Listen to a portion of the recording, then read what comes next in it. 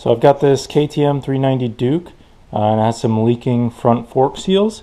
So I'm going to be replacing those, and then also after I'm done, I bought fork seal covers, which should hopefully prevent that in the future. So anyway, so to start, so I've got it jacked up. So I have the rear, and then I have a transmission jack in the middle. I did already remove, there's sort of just a plastic skid plate with a couple 10mm bolts. It has 5 of them. Got it right over here. This piece is actually 6 bolts. And so now we're going to work on removing the front wheel. So we got to loosen these hex sockets and then the main socket for the axle. So here's the axle. It was a 3/8 inch hex bit in there, and then a 13mm wrench holding the other end, which was this bolt, to get that out. And just before that, we used a 6mm hex to get out the 2 tightening bolts that sort of clamp the axle. Those are right here. Now we're going to remove this fender, which has 6 of these 5mm hexes.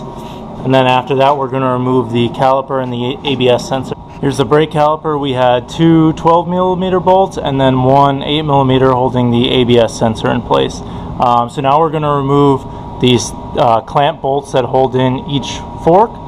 So there are 3 on each side, 1, 2, 3, and they are the 6mm hex again. So we got the forks out with a bit of wiggling. I did have to sort of tap on this one. I used a piece of wood and a hammer to tap it out of the clamps. So it takes some force, but they're totally doable.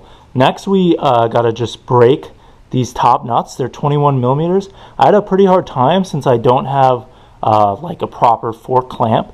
So what I did was I used this clamp with rubber, and I used some just a rag to kind of help me hold it in place.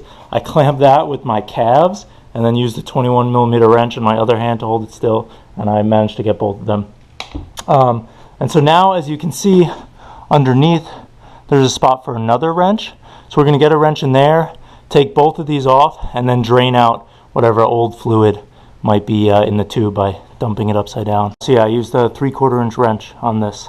Okay, so the piston itself will just slide right out of we'll call it the tube, the sleeve, and the sleeve contains all of the components.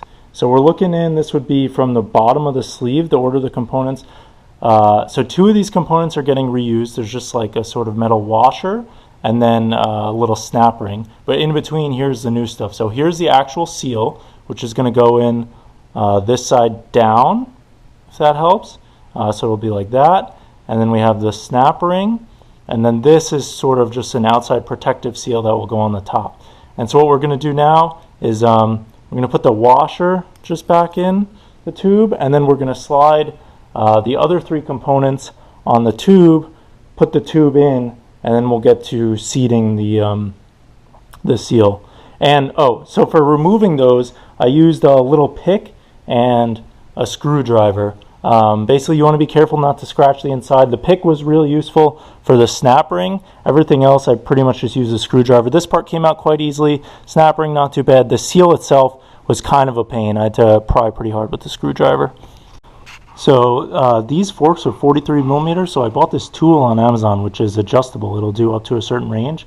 So you're basically going to hammer this. See, this is just basically plastic on a spring. It's adjustable. And so you set this around the fork, and then you hammer it with this to get that seal down into place. And then you can put the snap ring back in with the screwdriver, and then the outer seal you can just do by hand. And so that's it. So it's all reinstalled. So now we got to put in 450 milliliters of fork oil per the manufacturer. This is 4-weight fork oil. So I'm going to measure out 450 milliliters and slowly pour it in and work the piston up and down so that way it actually travels to the bottom of the tube.